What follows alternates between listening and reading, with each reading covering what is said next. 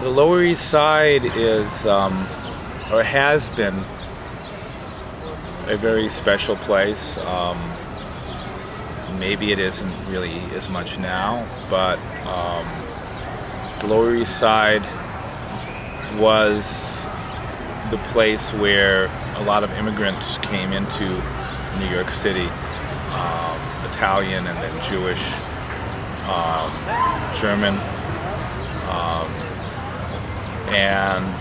Like you'll see that there are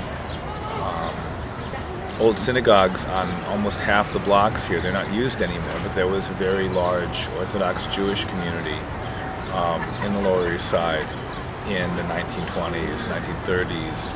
And it's also been a place where a lot of radical activity took place. You had Emma Goldman lived on 10th Street over here. If you read her autobiography, she tried to prostitute herself to raise money to buy Berkman a gun up on 14th Street. She went to bars and restaurants and clubs around here, which is how you get the phrase, if you can't dance, you can keep your revolution, because Berkman didn't like her going out to bars. So all that happened here. You also you had the hippie movement, the beat movement came out of here.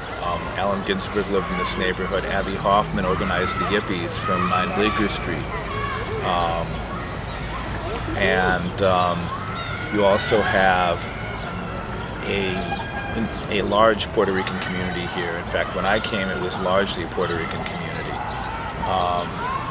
who came in after Puerto Rico was colonized, and they were given incentives, particularly rural people, were given incentives to move off the land because the United States was helping big landlords consolidate in Puerto Rico, and they were given incentives to move to New York City. So you had a large displaced Puerto Rican community that came in here. And you had a political movement called the Young Lords Party, which was the Puerto Rican equivalent of the Black Panther Party in the 60s and early 70s, that was very active in this neighborhood. And then in the late 70s, you had this phenomenon in almost all major American cities, but particularly in places like the Lower East Side, where the government essentially cut off services. They said, these areas cannot be transformed into working economies, and we would rather simply cease investment and have them fall apart than continue to invest money. So you had,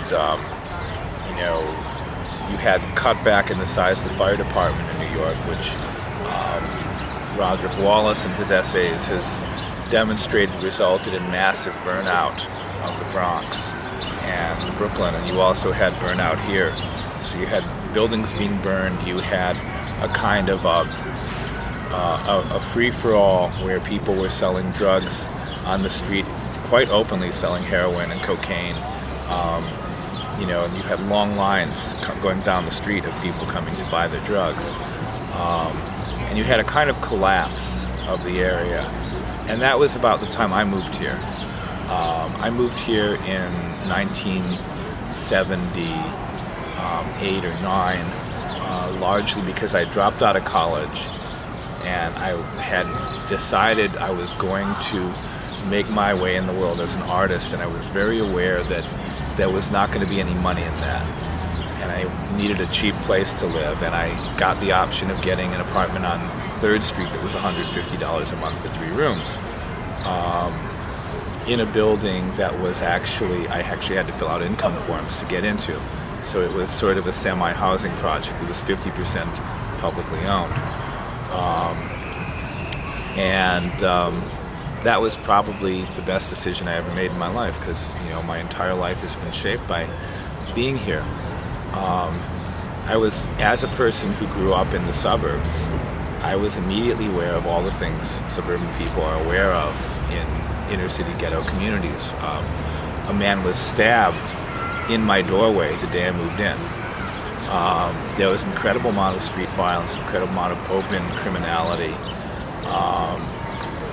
And of course that's the first thing you become aware of. But what I became aware of as time went on was that there was also an incredible amount of civic involvement, that there were community gardens where people had taken an abandoned lot and they, planted a garden in that lot and were growing food or creating a nice space. There were homesteading associations where people were renovating abandoned buildings and moving into them.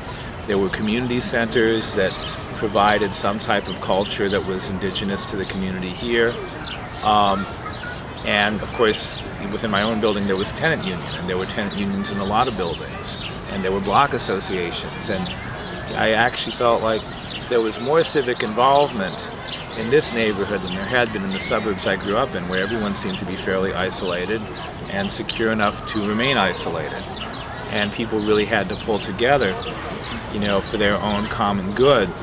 I can even remember at one point being held up by a guy who put a wire around my neck, and a neighbor of mine came by and chased the guy off. And I was like, nobody would do that for me in Cleveland Heights, Nobody does that.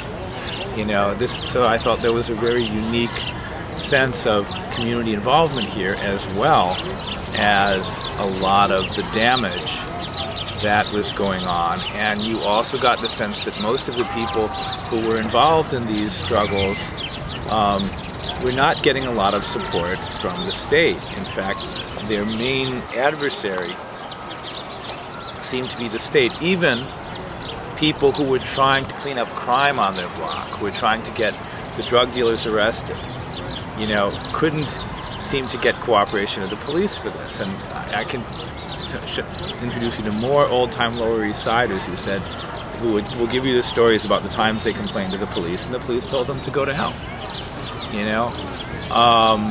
It only became interesting to the government to clean up the drug dealing when the area started to gentrify. So I was aware of this as a pretty unique and special place at that point. We also became aware that there was a gentrification of the neighborhood that started with the cleanup of the drugs on 3rd Street, right across the street from my house, actually. That was a really complicated situation, particularly for younger white folks who'd moved in, because we were perceived as gentrifiers even if we'd moved in because it was cheap.